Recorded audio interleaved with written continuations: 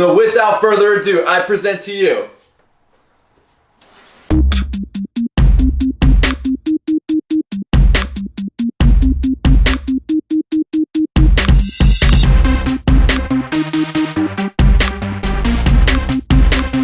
What's up and good afternoon, guys. I want to apologize for that intro in the beginning. I know this truck is stock and it's boring, or some of you guys may love it stock, but I don't think I've ever really given this thing enough credit in its stock form. So I figured before we undergo this giant, huge transformation that this thing's going to undergo, I ought to give it just a little bit of credit because, you know, as this video is going to state, it's not going to stay in this state much longer. State. And I can already see it in the comments. Yes, I'm having a bad mustache day. It's kind of like having a bad hair day, but different. This thing definitely needs a little bit of love and a little bit of touch up. And it's funny, you know, because there are guys out there that would really hate my long hair. And for whatever reason, they could not sleep well at night because I had long hair. Or have long hair. Still do. It's still there. You guys just don't see it. And this beautiful mustache now distracts it. But I think all of the old hair haters have now jumped on the mustache hating train. And well, guys, it ain't going anywhere anytime soon. And speaking of long hair, you know, I wear a hat pretty much every single day of my life. If I could sleep in a hat, I would probably sleep in a hat. I do a lot of things in a hat. Ask my girlfriend. Anyways, this hat, unfortunately, though, I think it's time to retire. So in a, I don't know, I would go for like a blaze of glory, a nice beautiful explosion, but I live in a not so free state. So we're just gonna swap out hats. So with the death, this might be the first time on camera I'm gonna be without a hat for a split second, but with the death of one Work For It hat, we get the birth of a new Work For It hat. I know, guys, this one's been through a lot. You can see the sweat stains. You can see it's faded. I would tell you to smell it, but you probably don't want to do that. So I'm pretty sure I'm burning out the local tweaker spot. There was just a, I guess, Lyft driver, sidecar, whichever, I don't, you know, whatever. One of those just drove up here with what was 110% a tweaker in the passenger seat. They saw I was up here and they turned around and left. So apparently Lyft, Uber, all those guys are now taking tweakers to their local spot to shoot up or do whatever they do. But anyways, let's get back on topic. I know you guys have been blowing me up, whether it be emails, Instagram comments, YouTube comments, hit me up in every single live stream. When the hell is the BBB build gonna get started? BBB build, did I say it right? I don't know. Who came up with this damn BBB thing? It's really a tongue twister. Anyways, I definitely appreciate your guys' patience, and you know, like you guys, I'm extremely impatient as well, but I want to make sure I do this truck right. And you know, my last truck I didn't get to, I guess, kind of film the whole birth of the truck from concept to reality, and there really wasn't that much of a concept other than I had an idea of exactly what I wanted parts wise, but there was no rendering, there was no like official, I don't even know what the word I'm looking for, but no official plan to the build. So this one, I want to make sure I'm doing it right. You know, it's going to be filmed from concept to conception, so that way you guys can kind of get brought along with it and see the entire process that goes into building what I would consider a pretty show quality truck. And out of curiosity, can you guys hear these power lines buzzing above me? I don't know if you guys can see with the sun right there, but there's a kind of in power line alley over here. All right, let's be quiet. Ready? Shh.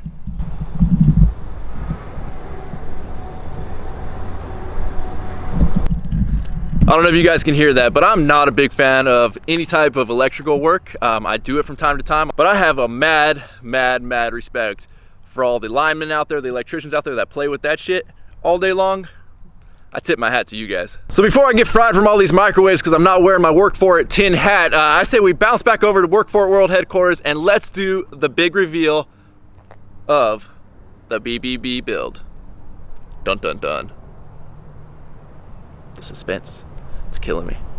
All right, enough fucking with you guys. Let's do this. So we are back here at Work For It World Headquarters, and I'm not gonna lie, I did take a second to kind of trim this up a little bit. Maybe it looks a little bit better. Anyways, regardless of that, as you guys can see, we are fully stocked and fully operational here over at Work For It World Headquarters. Orders have already been going out. And I'm really pleased to say that this setup has worked out really well for me. You know, this was a long time in the making, trying to figure out how to get the ideal order printing, label printing, shipping station, all that tied up into what is essentially a really small and efficient spot. And I think I've pulled it off, at least to my liking, really well. And yes, there's a giant fortune cookie box in the corner, you know?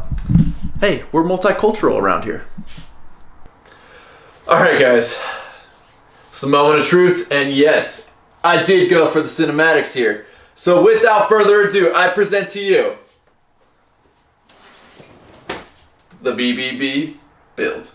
So here she is, guys, in all of her beautiful glory. And first off, I want to thank Strictly Custom Designs, Michael over there, for doing this beautiful rendering and pretty much capturing exactly what I was trying to capture with this truck build. And before we move any further, I'm going to do something that's probably going to hurt me here. And this is just, it's too distracting, guys. I gotta pull it off. That being said, there is still plastic on the TV, but I don't mind pulling off these Energy Guide stickers. But the plastic stays on the TV.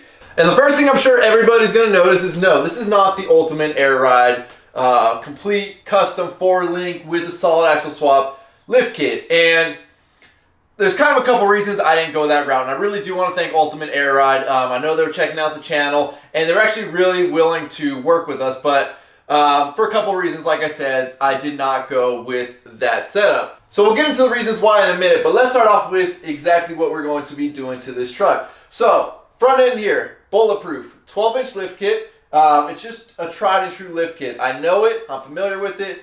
Bulletproof backs up their stuff, and for that reason, I want to go with their setup again. Now, that being said, I know it shows it in the same configuration as my last truck, but we're in talks right now with Bulletproof about kind of doing something a little bit one-off and a little bit custom. Not 100% sure. Probably by the time this video posts, I'll know if that's going to be a possible option. Otherwise, this is going to be the exact setup. So, Bulletproof 12-inch front end. Now, if we move back to the rear, here's where there's going to be a big difference on the BBB versus my last truck. This is not the leaf spring 12-inch rear end lift that I had on the last truck. As you guys know, I'm not a fan of spacers, so I feel like at the very least, to lift the truck up like this, springs are the way to go.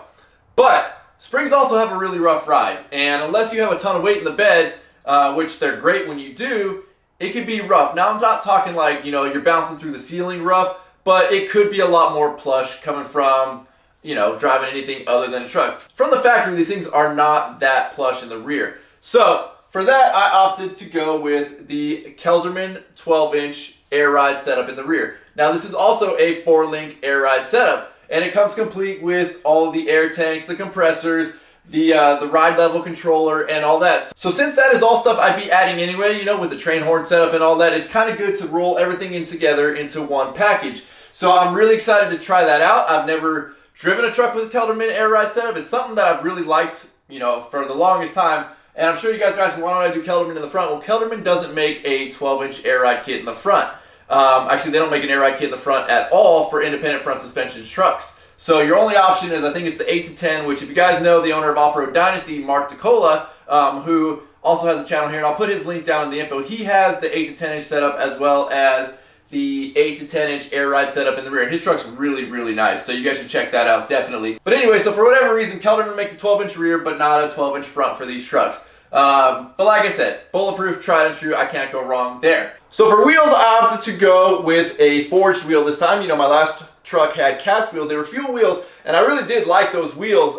Never had any issues with them. They were beautiful, but when you see a forged wheel in person versus a cast wheel, the quality difference is huge, and the fit and finish is just, it's a whole different ball game. So I opted to go forged wheels this time. These are, of course, I'm sticking with fuel forged FF19s. And I know it's going to be a little bit hard to see on the screen, so obviously when I'm editing, I'm going to be putting all this stuff up here in the corner, that way you guys can get a better look at it. But these are custom powder coated, and like I said, the color is going to be kind of hard to pick up. I know it's in person on the screen, it's not the right color. So I will also be posting a picture of the full rendering for you guys to see. And speaking of color, you guys know I was kind of conflicted on what color to go with. I didn't want it to be too flashy. I wanted something that looked a little more showy than the last setup, but I'm really horrible with colors, and I'm not good at mixing and matching and not yada yada. You know, I wear pretty much the same color shirts, except for today. I'm wearing a blue shirt, but normally I wear a gray shirt every single day because I'm not good with color.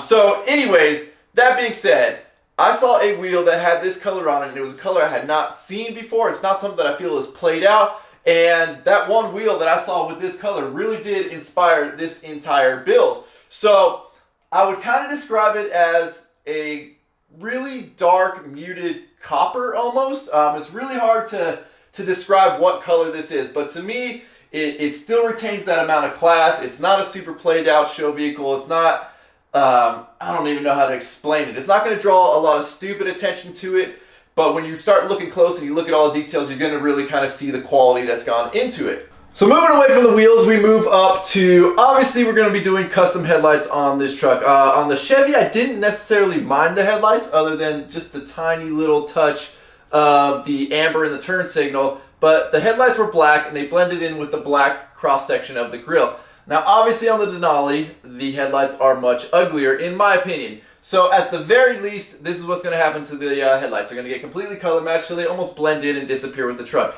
And I was always against painting my mirrors. I had a lot of suggestions to do it on the last truck, but tires tend to throw stuff directly at mirrors on these trucks. So I was really nervous about rock chips, and I've heard a lot of good things from people saying that they don't really have an issue with it. And seeing how well my door handles and all that have held up on the Silverado, I'm pretty sure I'm set and sold on going with... These hands are moving a lot. I'm Italian, sorry. Anyways, I'm pretty set on going with the painted mirrors, obviously with the retrofitted LED lights in them. Now switching sides here, speaking of sides, obviously we're going to be running the amp steps again, and for those of you guys that know on the last truck, I had the amp steps for the 2500s. The problem with the 2500 steps is you have a DEF or diesel exhaust fluid tank right here. Well, the 2500 steps, in order to make them fit, they had to do some funky stuff, and the body lines are never perfectly straight because of that tank. So, a little trick for you guys. Should said part fall off of your truck at some point one day accidentally, it happens, I don't know. Make sure you order the 1500 steps for your 2500. The fit and finish is much nicer, and they tuck up under the truck a whole lot better. So, amp steps there. What I'm doing for the taillights, I'm not 100% sure. If you guys remember the taillights on the Chevy, those were actually really beautiful. I thought about whitening them out until I bought the black ones, so these are probably going to end up getting blacked out in some shape or form because it really was a beautiful look. So I'm not sure what you guys are all going to think of the color, but for me, like I said, I think it really is going to be just a nice touch of class, but also still have a little bit of show in it because, as I said earlier, I do plan on daily driving this truck like I did the last one, and that's kind of ties into why I did not go with the Ultimate Air Ride kit. While it is a badass kit and, you know, there's really nothing like it out there, it is also a really, really expensive kit. And like I said, they were really cool and Ultimate Air Ride was really willing to work with us. But at the end of the day, putting that kind of money into the lift kit of a truck that I'm going to daily drive with the risk of something happening to it, I just could not justify that. And speaking of the money that's going to be going into this truck, I told you guys at the beginning of this video, I'm going to kind of walk you through the process of what it takes to get a truck build like this kind of going, and you know, we're going to go through the entire process. So I'm just going to say right now, first things first, spend a couple $100 to get a rendering done. You know, I was not sure how I would like this color. So it's a lot cheaper and a lot easier to have a rendering made up and the colors adjusted, you know, however many times you need it in a rendering than it is to build the truck, not like the color, have to pull everything off and strip it and re-powder coat it. Trust me, that's expensive. So first things first, and even if you don't have a truck build of this caliber, I mean, I really do recommend it. You get a nice, beautiful picture. I mean, I love this picture. This thing's awesome. I can't wait to debut it on Instagram for you guys. And I'm also thinking about turning this into a poster. Something about renderings of trucks. You know, I love real images in posters, but something about the rendering of a truck, I don't know. I just feel like it would make a really good poster. So if you guys are interested, let me know. I might do a nice run of posters, sign them, do whatever you guys want, and get them out to you guys. So obviously I recommend Strictly Customs Designs, but you know, there's a lot of other guys out there that may vary in price range, but from what I've seen, a couple $100 seems to kind of be what it takes to get a rendering done, and then, you know, they're open to making changes for you. So I don't know about you guys, but I'm really excited to get this build up off the ground, up and running, whatever you want to call it. It's been long enough, and I know you guys have been waiting. I've been waiting. We've all been waiting, but here it is. We're finally coming to fruition, and, you know, I'm going to walk you guys through the entire process. So coming up next, we're going to be looking at ordering the parts. We're going to be trying to coordinate between companies. We're going to try and make sure everybody's on the same page with what color everything's going to be, because things are coming from different companies left and right, things going crazy. But the cool thing about building a truck and coordinating with companies, it's like doing construction. You know, you're coordinating with subcontractors, you're coordinating with everything for one final build and one final masterpiece to come together. So it is a process I like, but it's also a hectic process. But I really do want to be able to take you guys along and just kind of show you what it takes to get something like this brought to real life. And with that, guys, I'm gonna wrap up this video. I want to sincerely thank every single one of you for checking out my videos, checking out the channel. Those of you that are subscribed, and if you are not subscribed, please click the subscribe button now. Subscribe. That's a lot of saying subscribe. Anyways, please click the subscribe button so you do not miss 1 ounce of footage of the BBB build back there. It's gonna be a good one, guys. You're not gonna want to miss this. Also, don't forget to check out Work For It apparel. You know, we've got shirts for you, shirts for your ladies, shirts for you if you are a lady, shirts for you if you identify as a lady. We've got Work For It hats, Work For It beanies, Work For It decals, and pretty soon, hopefully by the time this video is live, we will also have Work For It key tags. So, as always, guys, I cannot thank you enough. With that, I'll catch you in the next video. Let's get this build rolling. Later. I'm out. Damn.